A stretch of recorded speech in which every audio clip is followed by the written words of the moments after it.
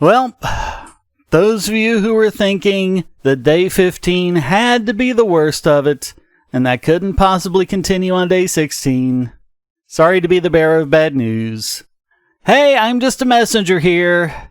Well, actually, Craig Murray's the messenger. I guess I'm like the... You know, they used to have like the town criers, and the first one would say, hear ye, and give the message, and then the second one would be some distance away listening, and then he'd say, hear ye, for the people who didn't hear the first one. I guess I'm the second guy. But apparently, we need a lot more, because again, this information isn't being spread around like it really needs to be, and we need your help to do that. Make sure everyone you know hears about this, so... Day 16 begins with Judge Dalek back in true form. She wants all the witnesses to finish next week and is not willing to give any time to prepare closing arguments. The defense pointed out they still haven't had a chance to address the new superseding indictment. You know, the ones they just sprung on them last moment before the trial resumed. The judge refused their request for an adjournment before witness hearing started, so... Get this. Bereitzer said the defense had given her 200 pages of opening argument, and she didn't see that much more could be needed. What?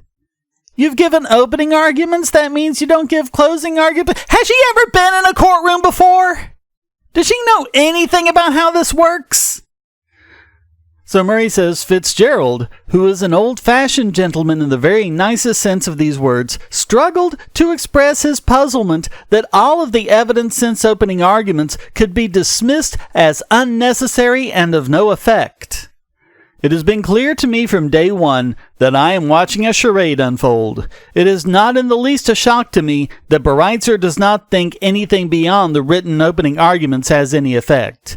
I have again and again reported to you that, where rulings have to be made, she has brought them into court pre-written before hearing arguments before her. I strongly expect the final decision was made in this case even before opening arguments were received. The plan of the U.S. government throughout has been to limit the information available to the public and limit the effective access to a wider public of what information is available. Thus, we have seen the extreme restrictions on both physical and video access. A complicit mainstream media has ensured those of us who know what is happening are very few in the wider population. Even my blog has never been so systematically subject to shadow banning from Twitter and Facebook as now. Normally, about 50% of my blog readers arrive from Twitter and 40% from Facebook. During the trial, it has been 3% from Twitter and 9% from Facebook. That is a fall from 90% to 12%. And speaking personally with these videos, I'm not even getting the same number of views as I do in the least popular of my videos, which are the quickies, because although most people like some of the quickies, a lot of them are kind of very specific and they're kind of general and all over the place in what they cover, so people just kind of watch the ones that are of interest to them. And the 2-hour live streams, because not just a lot of people just want to sit through 2 hours of people just chewing the fat about nothing whatsoever. Even then, these are getting about a third of the views of those least popular videos. And more like a tenth of my most popular. So, I have no explanation for why that would be the case, other than people just not getting them. Even my normal, loyal, regular viewers aren't getting these. Why? So, Murray writes, it is the insidious nature of this censorship that is especially sinister. People believe they have successfully shared my articles on Twitter and Facebook, while those corporations hide from them that, in fact, it went into nobody's timeline. My own family have not been getting their notifications of my posts on either platform. So please, we need everyone possible to share these everywhere with this in mind. Share these videos, share these blog posts, but keep in mind that when you just post it on Facebook, it might not show up in people's timelines. So just tell people, tell everyone you run into. Tell your mom, tell the pizza delivery guy. Someone calls you up and it's a wrong number, tell them about this.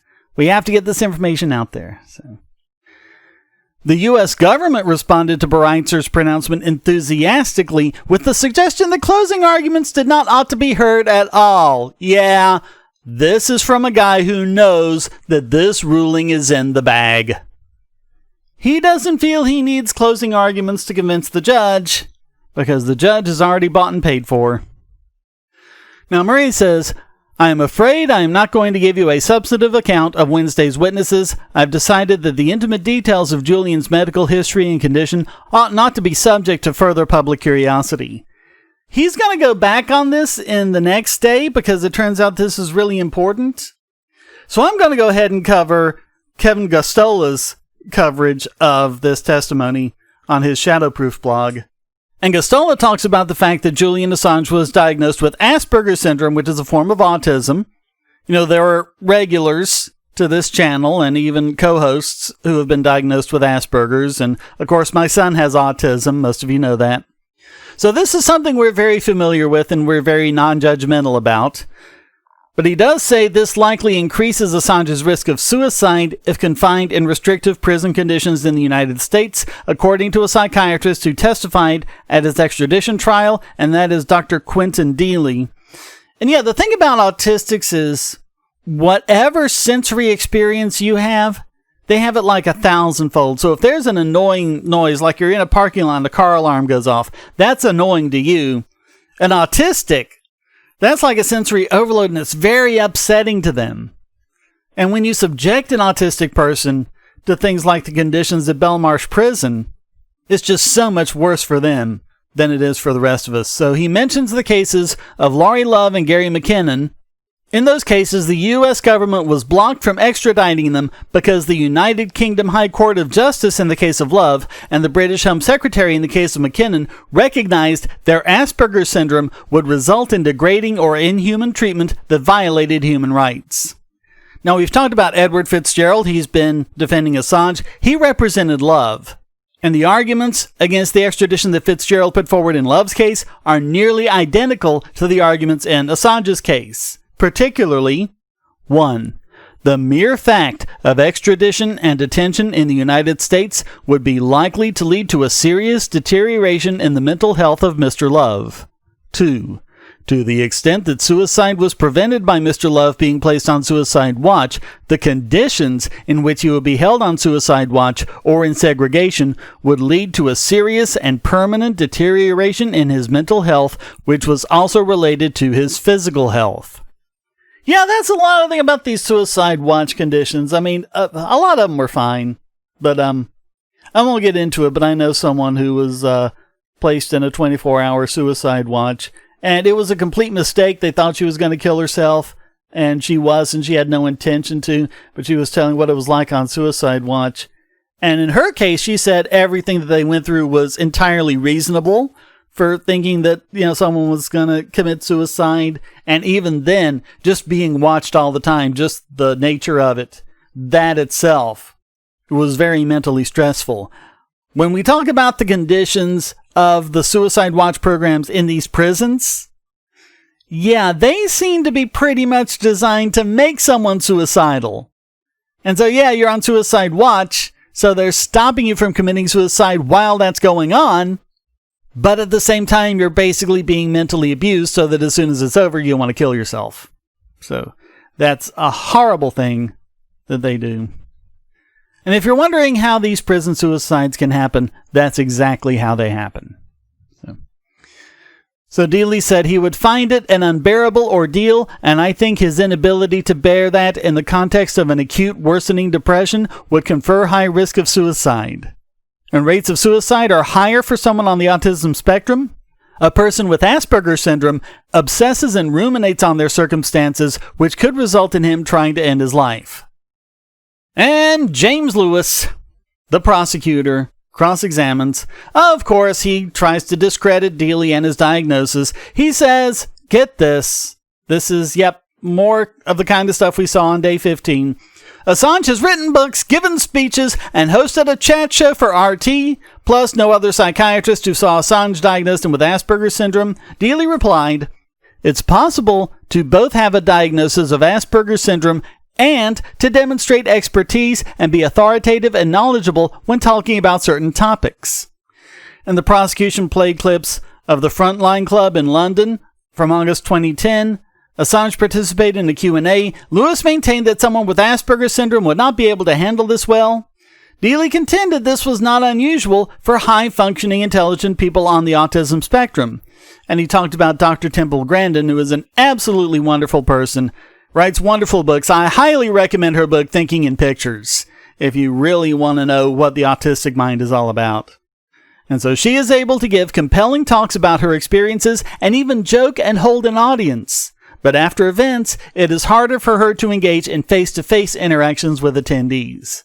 Yeah, I mean, in the abstract, you can talk to a crowd of people, you can talk to a group of people, you can talk to a TV camera. You're actually put one-on-one with someone. That's a totally different thing for an autistic person. So then Lewis lashed out, "Are you trying to help this court or advocate a cause?" Yeah, stay classy, Lewis. So the prosecution called Sina Faisal. I don't know if I'm pronouncing that right. I don't know if I'm pronouncing anything right.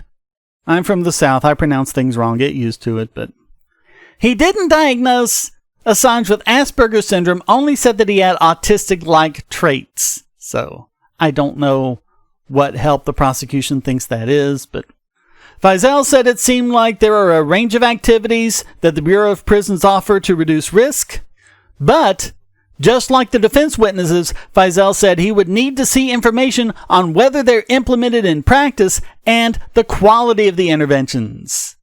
And Gostola says that Lewis asked no follow-up question because Faisal is not an expert on the U.S. federal prison system, and the answer he provided was more in line with the defense's arguments than the prosecution's case. And the defense says that Assange is an extremely vulnerable person with a long history of clinical depression, a diagnosis of Asperger's syndrome, and an established risk of suicide. Detention in pre-trial or post-trial conditions that amounted to solitary confinement would be the height of inhumanity. If you ask me, it's the height of inhumanity to do it to anyone, but Assange will be less capable of managing his Asperger's syndrome in a U.S. prison, and if he was put on suicide watch and segregation, as the High Court acknowledged in Love's case, both the Asperger's syndrome and depression would worsen. He would not receive anything resembling adequate treatment.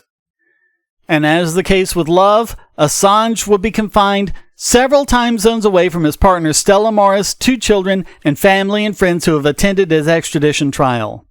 And Gostola concludes, "It is certainly possible for Judge Vanessa Bereitzer to downplay the diagnosis by Dealey and authorize extradition, but there are 2 very clear precedents in UK history that should heavily influence the outcome and discourage her from sending Assange to a facility where he will suffer further abuse."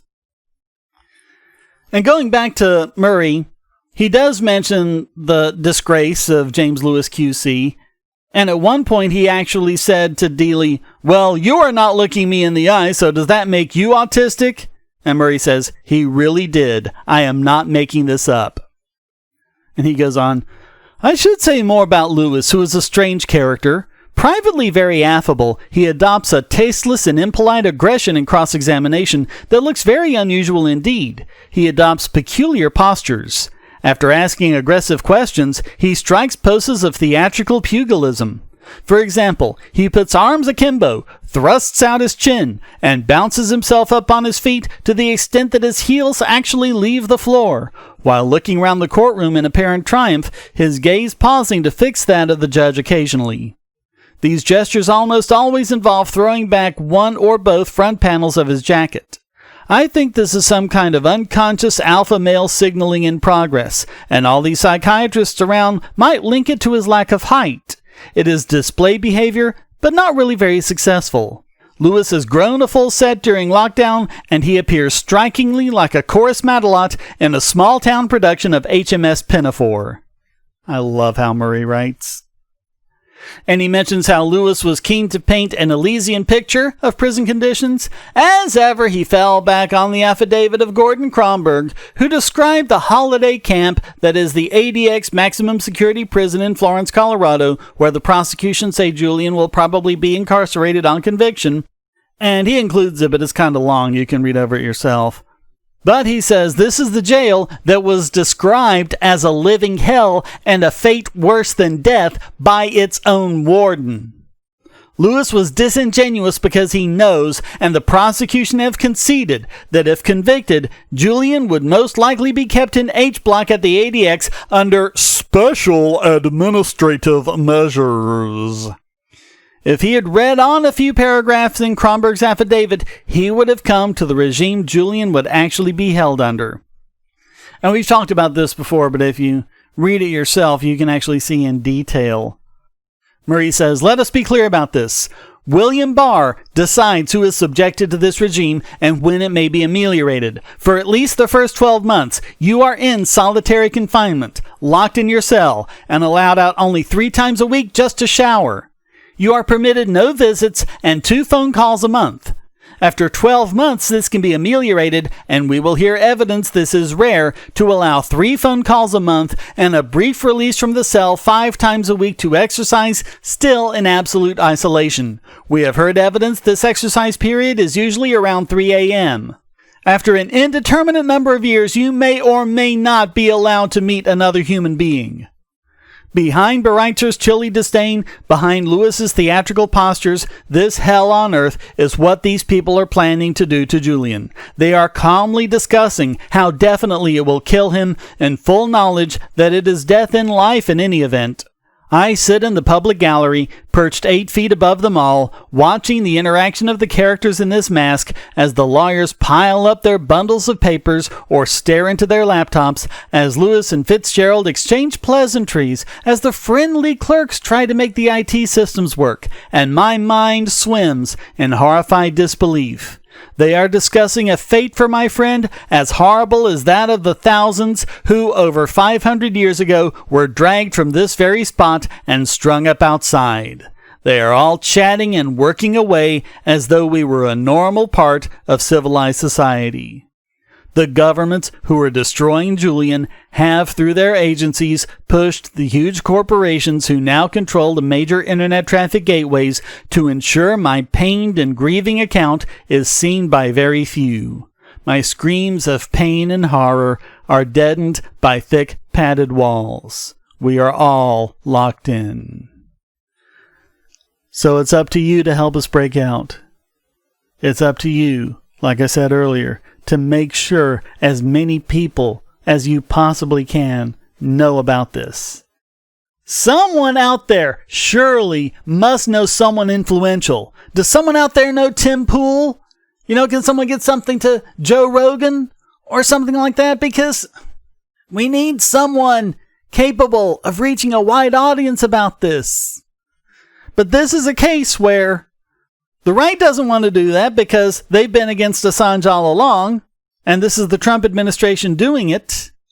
But the left doesn't like it either. I mean, you would think it's Trump doing it. You would think the Trump derangement syndrome, at least, would make them want to pull, oh, look at all this stuff that Trump and Barr are wanting to do, and look at how horrible it is. But the problem is, remember, they hate Assange too. Because Assange exposed things about Hillary and the Democrats, just like they did about the horrible stuff the Bush administration was doing. And that's the problem. You go against both parties, and then no one wants anything to do with you. And the news media doesn't cover you, or when it does, it's to spread the lies that the politicians want spread. But as we've seen in this coverage, they are lies. They are known to be lies, and the politicians and pundits have known it to be lies all this time. That is the world that we live in. That is what's happened to the land of the free and the home of the brave. So while everyone's losing their bottle about whatever chump the Trump administration is appointing to the Supreme Court, which probably isn't going to make that much difference anyway, all of this is going on. So I'll leave it there for today. And like I said earlier, in day 17, Murray does go more into Julian's mental state because that ends up being more and more relevant to what's going on and important to talk about, to look at the things that the prosecution and the U.S. government is doing. These last few have really, in particular, seemed to have been more prone to demonetization by YouTube. So this one might, and day 17 might as well, just because I'm talking about these sensitive issues. And YouTube doesn't like that. So please, go to donate.bogosity.tv, give whatever you can. You can give just $1 a month through Patreon or Subscribestar and get these videos early and ad-free, or just give me a few pennies in crypto, or just a little something on PayPal. Every little bit helps. Thank you so much. Until next time, stay strong and be free.